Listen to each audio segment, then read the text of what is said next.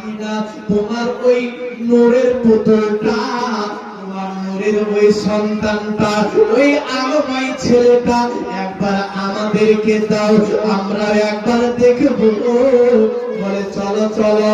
মা আমিনা কি করলো? ওই দাইমারকে বাবা সবাইকে আপনার আমার নবী যখন চেহারাটা দেখলো, যেই দেখে বাবা পাগল পারা হয়ে যায়। আহারে এত সুন্দর চেহারা, এত নূরময় চেহারা, আমার নবীর নূর দেখে, নবীর চেহারা দেখে যেন পাগল পারা দিবানা হয়ে যায়। বলো সুবহানাল্লাহ।